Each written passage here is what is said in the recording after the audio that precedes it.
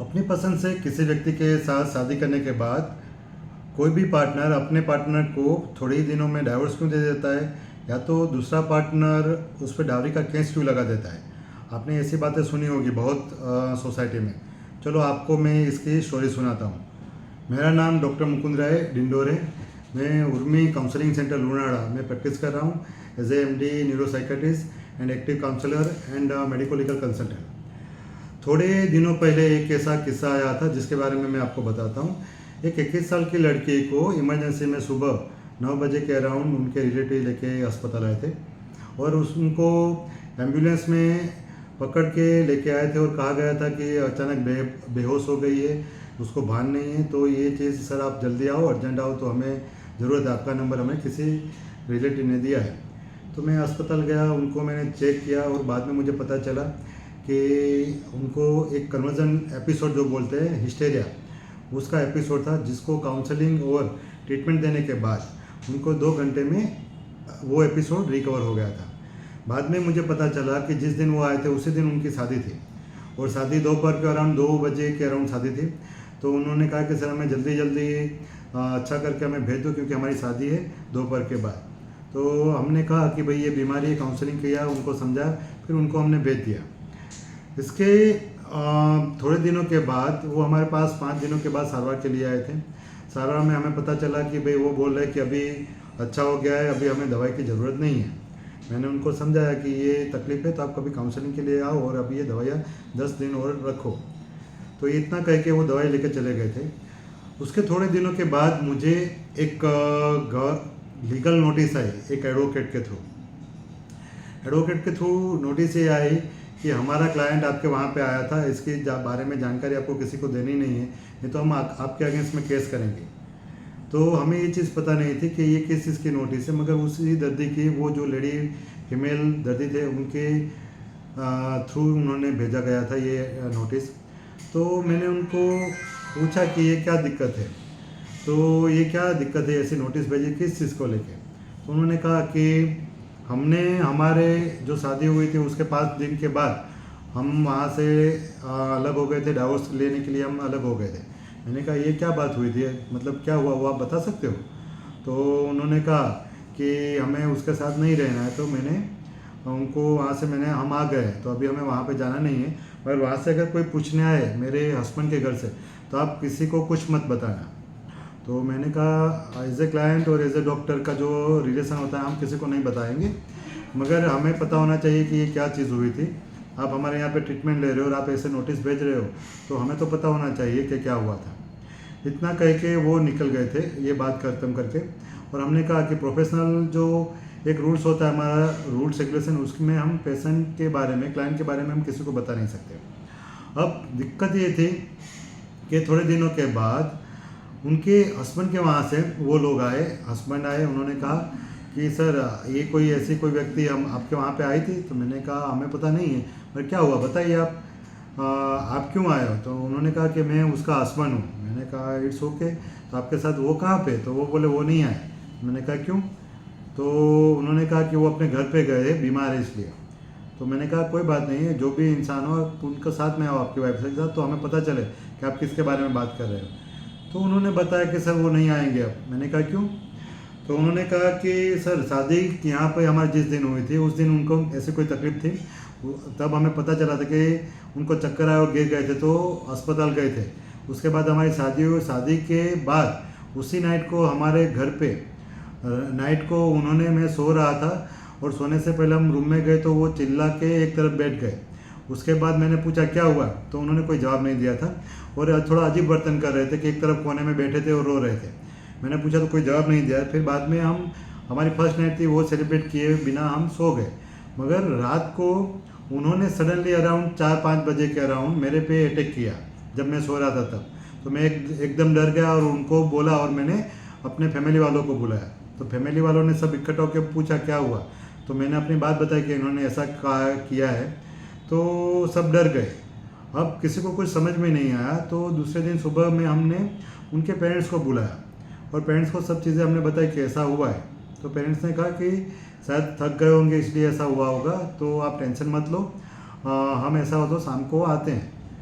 तो या तो कल आते हैं, ऐसा करके उन्होंने फ़ोन रख दिया था। अब ये दिक्कत हुई कि पूरे दिन तो हमने ऐसे निकाल दिया बिना कुछ बात किए हुआ, और हमारी नई नई शादी थी, तभी भी हमारे फैमिली वालों के साथ कोई ऐसी बात नहीं हुई।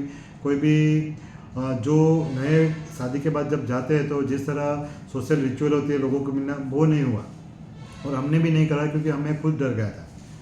और उसके बाद दूसरे दिन जो रात को हुआ था तब उनके मदर फादर नहीं आए, तो दूसरी नाइट को भी उन्होंने कहा कि मुझे आपके साथ साथ नहीं रहना है, मुझे जाना है, यहाँ पे नहीं रहना है। तो मैंने पूछा ऐसा क्या हो गया, तो उन्होंने कोई जवाब नहीं दिया और सर पीटने लगे और खुद चीज़ें तोड़ने लगे, मोबाइल फेंक दिया, चीज़ें तोड़ने लगे। और सडनली ये बिहेवियर देख के मैं तो एकदम डर गया। फिर बाद में क्या, उन्होंने बाल छुट्टे करके ऐसे बॉडी पूरी सेकिंग करने लगे कि जैसे कि ऐसा लगता है कि वो जो अपने वाई खींच आती है मैगी की बीमारी, वैसा उनको होने लगा बाल छोड़ के। और फिर ये माता जी का नाम बोलने लगे, ऐसा करने लगे। तो मैं डर गया, तो रात को ही मैंने उनको पापा लोगों को वापस बुलाया कि आप कल मत आओ, अभी आ जाओ। वो लोग आए और उनको ले गए। वो ले गए, बाद में कहा कि हम उनकी ट्रीटमेंट करवाएंगे, कुछ दिक्कत है तो देखते हैं, ऐसा करके वो ले गए। फिर सर वो आए ही नहीं। फिर बाद में हमें 3 दिन के बाद ये 42 लाख का शादी का जो खर्चा हुआ है वो हमें दीजिए, वैसा करके, और हमें परेशान कर रहे हैं फिजिकली और मेंटली। वैसा उन पे मेरे और मेरे फैमिली वालों पे डावरी का केस लगा दिया और नोटिस भिजवाई कि आप ये खर्चा दो, नहीं तो ये केस हम करेंगे आगे। तो मैं भी डर गया। तो उसके कारण दिक्कत सबसे बड़ी ये हुई कि मैं अब करूँ तो क्या करूँ, मुझे कुछ समझ में नहीं आया, क्योंकि मैंने कुछ किया नहीं था। मैं खुद एक प्रोफेशन में हूँ और मैं जॉब भी कर रहा था, और मेरी अभी शादी हुई थी, और मुझे समझ में नहीं आया। अब मैं इसीलिए आया कि मैंने आपकी फ़ाइल देखी हुई थी, और आपके जो फिजिशियन एक है यहाँ पे, उनकी भी मैंने फ़ाइल देखी, तो मैं उनको भी मिला। मैं अभी आपको मिला कि उनको दिक्कत क्या थी और इस तरह का बिहेवियर करने का कारण क्या था, और ये कोई बीमारी है कि क्या है। तो मैंने बताया कि हम आपको नहीं बता सकते, अगर क्लाइंट आपके साथ हो, उनकी परमिशन तो हम बता सकते, आप पॉसिबल हो तो आप उनके साथ आइए। तो उन्होंने कहा कि वो तो पॉसिबल नहीं है, अभी वो आने वाले नहीं हैं, तो आप मुझे बताओ तो मुझे पता चले, क्योंकि ये मेरे पे लीगल नोटिस उन्होंने भेजा हुआ है। तो हमने मना किया। तो थोड़े दिनों के बाद, मेरे मना करने के बाद, कोई भी इंफॉर्मेशन क्लाइंट के देने के बारे में मैंने मना कर दिया। तो क्या हुआ कि जो ये क्लाइंट, फीमेल क्लाइंट थे, उनके हस्बैंड जो ये पूछने आए थे, उन्होंने भी मुझे एक लीगल नोटिस भिजवाई कि मेरी ये वाइफ है, उनके साथ मेरी शादी हुई थी, 5 दिन पहले या 7 दिन पहले आपके वहाँ पे ट्रीटमेंट के लिए आए थे, तो आप मुझे उसका रिकॉर्ड दीजिए कि उनको क्या बीमारी थी, क्योंकि हमारे पे उन्होंने गलत एलिगेशन लगाया हुआ है। और 5-7 दिन में ही ये एलिगेशन गलत किया, और ये डावरी का केस भी लगाया, जिसमें मेरी जो नौकरी भी जा सकती है। मैं मेंटली और साइकोलॉजिकली भी बहुत परेशान हूँ, और मेरे मम्मी पापा भी डर के कारण मुझे मना कर रहे हैं कि भाई तू अकेला ही रहे, अभी हमारे साथ मत रहे, नहीं तो हमारा नाम भी पुलिस केस में आएगा, तो हम क्या करेंगे ये उम्र में।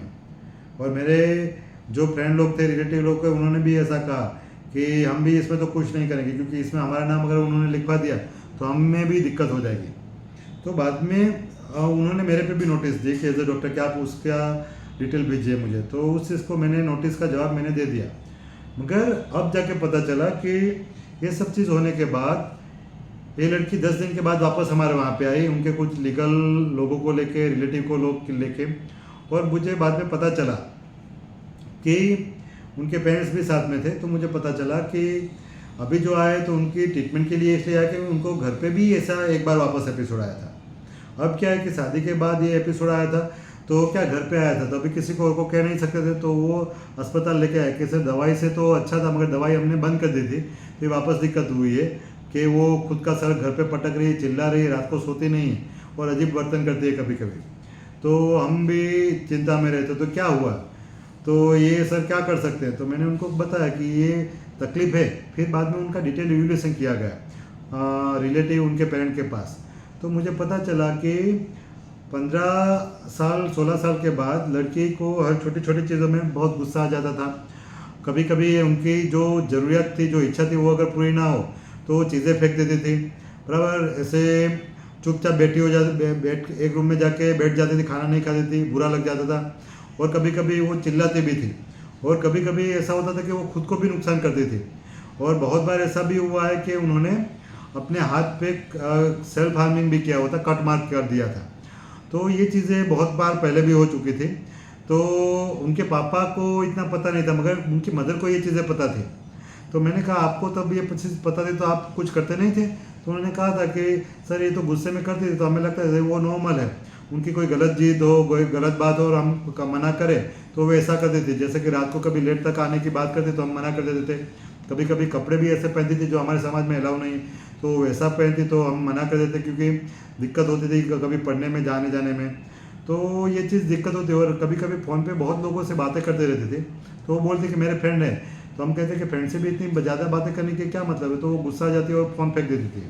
तो ऐसी चीज़ें पहले भी होती थी शादी के पहले, और हमें लगता था कि ये चीज़ नॉर्मल है, बच्चा गुस्सा होता है, हमारी बच्ची गुस्सा होती है तो ये तो नॉर्मल ही है ना, उसमें क्या बात है।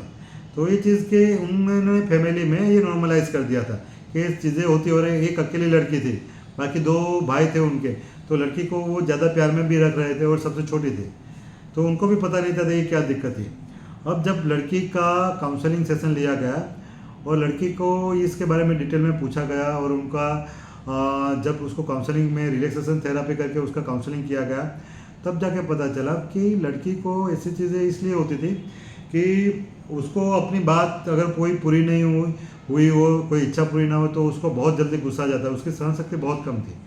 वो सजने धजने में बहुत अच्छी रहती थी, टैटू मार्क्स किए हुए थे बॉडी पे, लोग उसको ऐसा बिहेवियर था जिससे आजू बाजू के लोग उसको ध्यान दे, अटैक करें, वैसा उसका बिहेवियर रहता था। बोलने में दिखने में बहुत स्मार्ट थे, पढ़ाई में भी अच्छी थी, मगर बाद में डिटेल इवैल्यूएशन करने के बाद हमें पता चला कि ऐसी तकलीफें जनरली जो एक पर्सनालिटी डिसऑर्डर जो कहते हैं, स्वभाव की खामी, जो खास करके बॉर्डरलाइन पर्सनालिटी डिसऑर्डर में होती है, वो उनमें जानने मिली। तो मैंने उनको कहा कि आपको ये पर्सनालिटी डिसऑर्डर का टेस्ट करने के लिए अहमदाबाद सिविल में जाना पड़ेगा, वहाँ पे क्लिनिकल साइकोलॉजिस्ट के पास इसका जांच करवानी पड़ेगी। वो ये जांच करवा के आप आइए, और अगर ये है तो आपको लॉन्ग टाइम के लिए 3 साल 2 साल या तो थोड़े लंबे समय के लिए भी काउंसलिंग साइकोथेरेपी की ज़रूरत पड़ेगी, नहीं तो आपके रिलेशन ज़्यादा टिकेंगे नहीं, क्योंकि आपकी ये रिलेशन किसी के भी साथ हो तो अनस्टेबल ही रहेंगे। 1 साल 2 साल 5 साल बाद में वो वहाँ पे दिक्कतें होगी और टूट जाएंगे। और सबसे ज़्यादा दिक्कत आपके जो पार्टनर होंगे, जो चाहे आपके बॉयफ्रेंड हो या तो आपके हस्बैंड हो, उन्हीं के साथ होंगे, दूसरे लोगों के साथ इतना ज़्यादा नहीं होगा। दूसरा कि आपको सहन शक्ति बहुत कम रहेगी, तो आपको छोटी छोटी बात में जो सामाजिक जवाबदारी रहती है उसमें जहाँ कहीं कहीं पे कुछ बातें सहन करनी होती है, कहीं पे कुछ बातें सही तरह से एक्सप्रेस करनी होती है, जवाबदारी होती है, तो वो आप निभाने में आपको दिक्कत होगी। तो ये सब चीज़ आपको रहेगी, तो आप ये चीज़ का ध्यान रखें। और फ्यूचर में ये दिक्कत जिस तरह अभी ये शादी की दिक्कत हुई है 5-7 दिनों में ही ये हुई है, ये कभी वापस शादी करोगे तब भी दिक्कत रहेगी। तो आप ये पर्सनालिटी की जांच करवाइए तो वो बेहतर रहेगा। अब ये बात सुनने के बाद उन्होंने वो जांच करवाई कि नहीं करवाई वो मुझे पता नहीं था, फिर वो उन्होंने आना बंद कर दिया हमारे वहाँ पे ट्रीटमेंट के लिए। मगर इतनी जांच के बाद हमें पता चला कि जो लड़के थे, ये जो क्लाइंट थे, उनको एक बॉर्डरलाइन पर्सनालिटी डिसऑर्डर मतलब स्वभाव की खामी, इसकी तकलीफ बोलते हैं, जिसको ऐसा नहीं कह सकते कि पागलपन की बीमारी, साइकोटिक बीमारी नहीं कह सकते, उनको न्यूरोटिक या व्यसन की बीमारी नहीं कह सकते, शरीर की बीमारी नहीं कह सकते। ये चाइल्डहुड ट्रॉमा और चाइल्डहुड अपब्रिंगिंग के कारण जो अपना स्टेट ऑफ माइंड जो बनता है, जिसमें थिंकिंग पैटर्न, इमोशन और परसेप्शन, तो उसके जो डिस्टोर्शन रहता है उसके कारण होने वाली ये तकलीफें, जिसमें खास करके इंसान की अपनी सेल्फ इमेज बहुत पुअर होती है, अपना कॉन्फिडेंस बहुत कम होता है, जिसके कारण उनको बाहर से वैलिडेशन, मतलब कोई बाहर वाले लोग या तो अपने लोग जो वाह वाह करते हैं, उनकी हर बात में सही बात करते हैं, उनके हर बात में छोटी छोटी बातों में उनको हर बार दूसरे की सलाह लेने की ज़रूरत पड़ती है, तो उसको एक्सटर्नल वैलिडेशन बोलते हैं, तो वो ज़रूरत पड़ती है।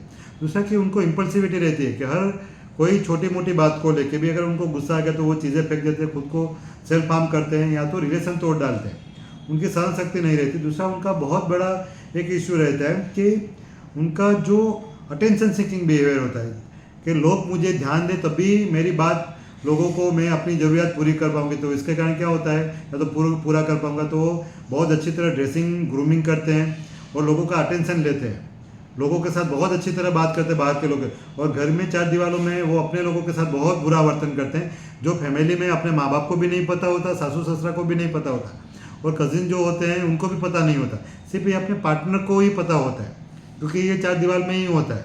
रिजेक्शन, इमोशनल एब्यूज़, इमोशनल जो बोलते हैं कि नेगलेक्ट, वो चीज़ें पार्टनर के साथ ही होती है, और साइलेंस ट्रीटमेंट देते हैं, जो कभी कभी अगर सही बात भाई कही और उनको बुरा लगा तो वो फिर बात नहीं करेंगे कई दिनों तक, कई वीक तक, तो ऐसे उनका बिहेवियर रहता है। और सबसे बड़ी बात तो होती है कि इनमें लैक ऑफ एम्पैथी, मतलब वो सामने वाले या तो साथ वाले लोगों का उनके बर्ताव के कारण जो इमोशनल एब्यूज़ है, इमोशनल नेगलेक्ट के कारण, जवाबदारी ना निभाने के कारण, जो सामने वाले में जो दिक्कत होती है, इमोशनल इशू होता है, इमोशनल एब्यूज़ होता है, उनको मेंटली जो प्रेशर होता है, फिजिकली प्रेशर होता है, इकोनॉमिक बर्डन बढ़ाते हैं, तो जो उनके कारण शोषण होता है, तो वो उसके बारे में उनको समझ में नहीं आता। और अगर कोई इंसान कहे तो वो स्वीकारते नहीं, वो पार्टनर चेंज कर देते हैं या तो वो रिलेशन ही तोड़ डालते हैं। और बाहर के लोगों में उनको डिफेम भी करते हैं कि भाई ये इंसान ऐसा था, ऐसा इंसान था, जिसके कारण वो दूसरे लोग ये इंसान के बारे में सुनेंगे नहीं या तो उसको मानेंगे नहीं, सिर्फ इनकी बात ही सुनेंगे और इनको सिंपैथी देंगे। मगर एक्चुअली बॉर्डरलाइन पर्सनालिटी डिसऑर्डर में बहुत दिक्कत होती है। अगर आप उनकी ट्रीटमेंट नहीं करवाई या तो उनकी सारवार नहीं करवाई, जिसमें मेन दवाइयाँ और काउंसलिंग की सारवार, साइकोथेरेपी अगर वो नहीं करवाते, तो हर जगह में रिलेशन बनते हैं, नए रिलेशन टूट भी जाते हैं और इसका रीज़न समाज में किसी को पता नहीं चलता। और जो इंसान इसका विक्टिम बनता है पार्टनर, वो भी किसी को समझा नहीं पाता, क्योंकि वो ऑलमोस्ट मेंटली, सोशली और इकोनॉमिकली टूट जाता है या तो आइसोलेटेड हो जाता है, तो वो भी किसी इंसान को समझ में नहीं आता। और मेडिको लीगल जो इश्यू बनते हैं उसमें अगर ये ऐसा इंसान जो बॉर्डरलाइन पर्सनालिटी डिसऑर्डर, जो लेडीज़ है, फीमेल है, तो मेडिको लीगल भी उसको सपोर्ट मिलता है, मेडिको जो लीगली अपने बोलते हैं, क्योंकि बहुत सारे लोग जो फीमेल के सपोर्ट में रहता है, क्योंकि ये चीज़ें प्रूव नहीं हो पाती। और अगर ऐसा इंसान अगर मेल है तो लड़की को भी बहुत दिक्कत होती है अगर वो पार्टनर हो, तो जिसमें मेडिको लीगल, सोशल, इमोशनल सब तरह की दिक्कत होती है। तो मित्रों, मेरा ये वीडियो बनाने का इंटेंशन ये था कि समाज में जो ज़्यादातर रिलेशन टूटते हैं, रिलेशन में झगड़ा होते हैं, तो इसमें सिर्फ एक्स्ट्रा मैरिटल अफेयर नहीं होते, इसके रूट कोज में ये स्वभाव की जो तकलीफ होती है, जो पर्सनालिटी डिसऑर्डर, वो बहुत मेन रोल करते हैं। और ये इसी के कारण बहुत सारे रिलेशन टूट भी जाते हैं और बहुत सारी फैमिली और बच्चे की लाइफ पर बिगड़ती है। अगर आपको लग रहा है कि आपका पार्टनर में भी ये दिक्कत है, तो आप किसी भी अच्छे न्यूरोसाइकेट्रिस्ट और काउंसलर को मिलिए, काउंसलिंग की सलाह करें, जिससे आपका बच्चे की लाइफ ना बिगड़े और आपके पार्टनर की भी लाइफ ना बिगड़े और आपकी खुद की लाइफ भी अच्छी बने। क्योंकि इस चीज़ के कारण बहुत बच्चे को भी बहुत ट्रॉमा होता है और उनके लिए भी ये बहुत दिक्कत वाली चीज़ है। और वही बच्चे यही चीज़ धीरे धीरे एक्सेप्ट करते हैं और वो भी फ्यूचर में ऐसे ही बन जाते हैं। तो ये आप एज ए पेरेंट्स आप इस चीज़ को ध्यान रखिए और नेक्स्ट जनरेशन में वो पास ना हो, तो ये साइकिल को कट करिए, क्योंकि आपकी ज़िंदगी है, आपके पति की ज़िंदगी है, आपके बच्चों की ज़िंदगी है और सबका ये सवाल है, किसी और का बात नहीं है। तो आप चीज़ ध्यान रखिए और इसकी ट्रीटमेंट करवाइए। मैं डॉक्टर मुकुंद राय डिंडोर, महिसागर डिस्ट्रिक्ट, गुजरात से बात कर रहा हूँ, लूनावाड़ा से। और अगर कभी ऐसी दिक्कत कोई हो तो आप मेरे फ़ोन पे फ्री कंसल्टेशन भी ले सकते हैं। मेरा नंबर है 9727719156। Thank you.